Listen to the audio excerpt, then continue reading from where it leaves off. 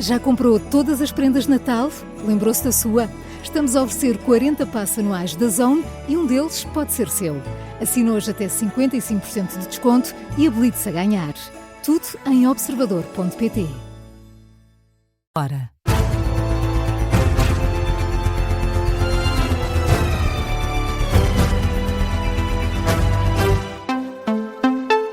As notícias com João Lourenço. Muito boa noite. Há uma nova sondagem para as eleições presidenciais. Segundo um barómetro da Aximage para o Diário de Notícias, André Ventura lidera as preferências com 19,1% dos votos. Luís Marques Mendes aparece um pouco mais abaixo, no segundo posto, com 18,2%, apesar de ter descido 1% em relação ao mês passado. Ora, quem desce a pique neste barómetro é Henrique Gouveia Melo. No mês de novembro, o antigo chefe de Estado-Maior da Armada liderava as intenções de voto com 24,4%, agora aparece em terceiro com 17,5% das intenções. Estes três candidatos estão em empate técnico, já que a margem de erro desta sondagem é de 4%. Fora do pódio aparece João Coutinho de Figueiredo, o candidato apoiado pela Iniciativa Liberal, é quem sobe mais neste período de um mês, tendo passado de 8,2% para 10,5% das intenções de voto. Já do outro lado, e no quinto posto, aparece outra queda em relação ao inquérito de novembro. António José Seguro, o candidato apoiado pelo PS, passou de 15,7% para apenas 9,6%. Este barómetro tem ainda conclusões sobre quem, no entender dos inquiridos, assim é que é, tem estado melhor nos debates. Neste caso é Marques Mendes, e também o favorito entre os jovens, segundo os inquiridos, é André Ventura. Esta amostra foi feita com 607 entrevistas e foi realizado entre 28 de novembro e 3 de dezembro deste ano. E continuamos nas presidenciais, no debate entre António Filipe e Jorge Pinto. A Ucrânia foi o tema que mais separou os dois candidatos a Belém. Um frente a frente entre o candidato apoiado pelo PCP e outro pelo LIVRE, a concorrerem por eleitorado à esquerda. Jorge Pinto criticou António Filipe pela posição sobre a Ucrânia e por piadas que não faria. Eu não faria, como o António Filipe fez, piadas ou ironizar com o levar o Vladimir Putin ao Tribunal Penal Internacional. E sabe porquê? Precisamente porque eu acho que Vladimir Putin tem de ir ao Tribunal Penal Internacional. Porque alguém que é responsável... não, ironizou no Twitter, podemos depois ver isso.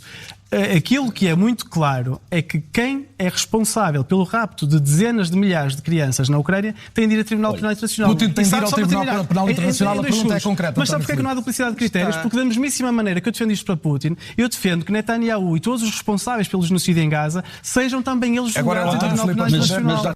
Já o candidato apoiado pelo Partido Comunista Português equiparou o presidente ucraniano Zelensky a Vladimir Putin. A minha posição é nem Putin nem Zelensky. Aquela guerra devia ter sido evitada. Em 2014, não era agora. Sim, em 2022 podia ter sido evitada.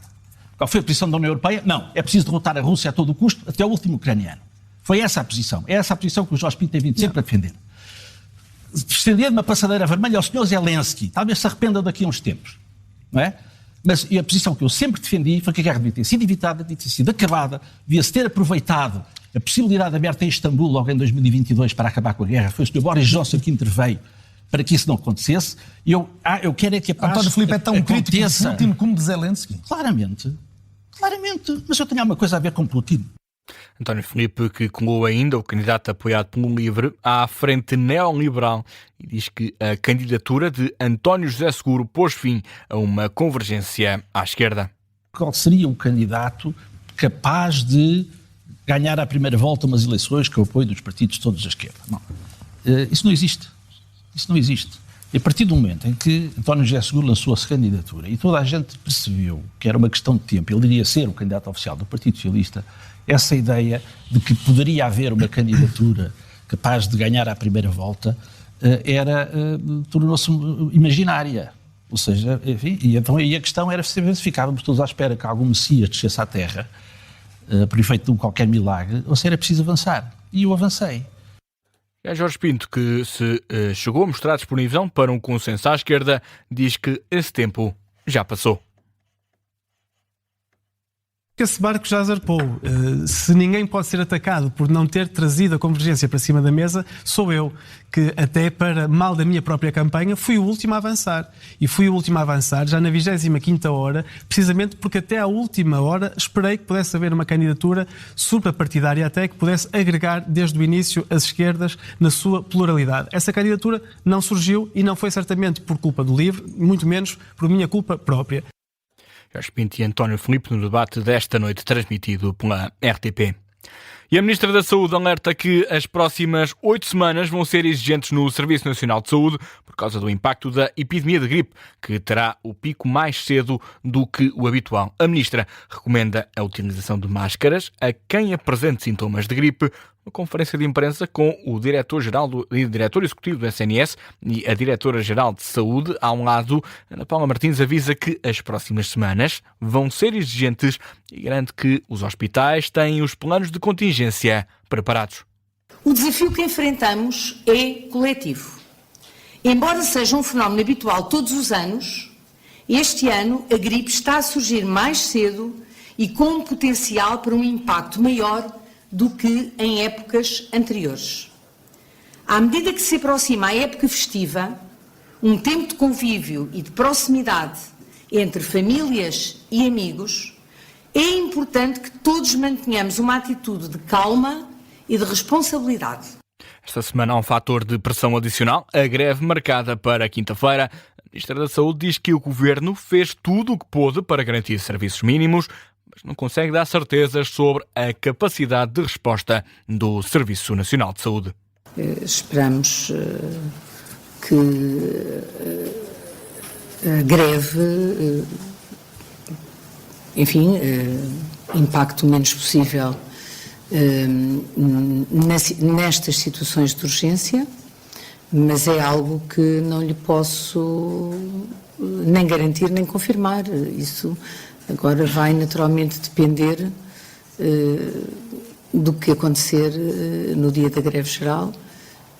Nós fizemos tudo o que estava ao nosso alcance.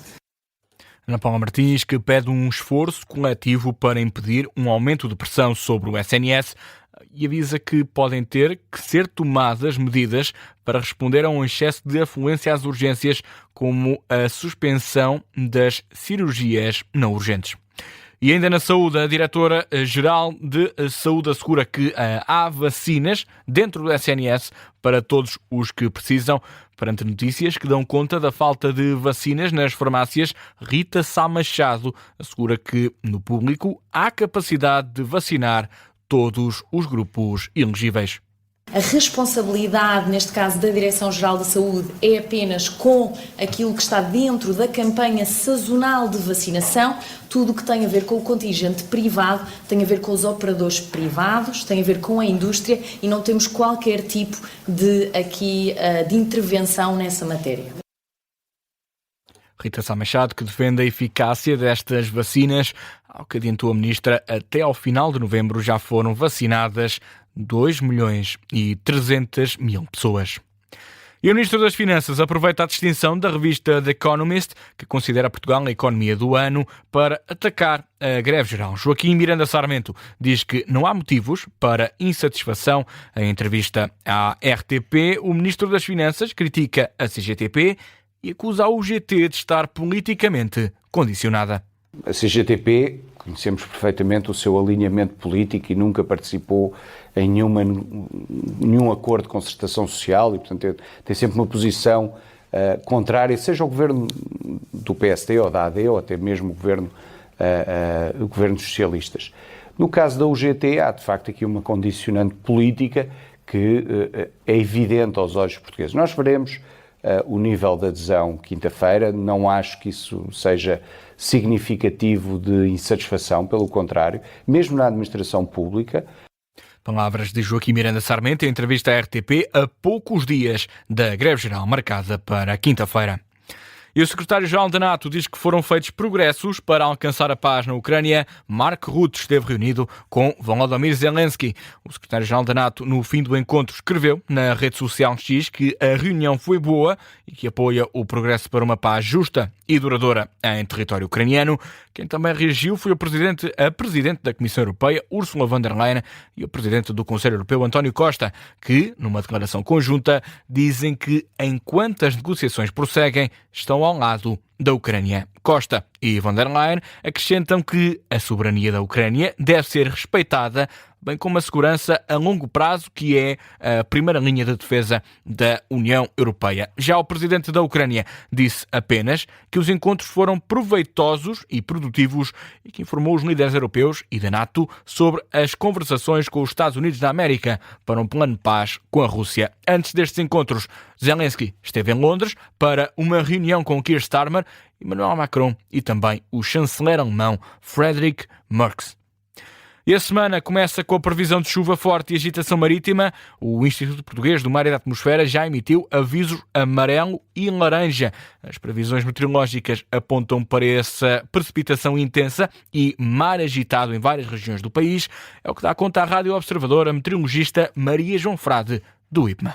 Nós temos previsto até ao início da manhã, pelo menos dia 10, ondas da oeste-noroeste com 4 a 4,5 metros. Portanto, está emitido neste momento um aviso laranja de agitação marítima para Viana do Castelo, Braga e Porto, entre as 18 de hoje e as 15 amanhã. Teremos a aproximação e passagem de uma superfície frontal de forte atividade moderada a forte, que trará à generalidade do território do continente precipitação persistente e por vezes forte. Há que acompanhar a situação porque o IPMA poderá eventualmente também emitir ou modificar até o nível de aviso. Maria João Frade, da Rádio Observador. Estes avisos vão entrar em vigor já ao início desta manhã de terça-feira nas regiões norte e centro do país. Já no sul, a chuva chega apenas ao final da tarde. Ponto final neste noticiário da 1 da manhã. As notícias na Rádio Observador regressam à 1h30.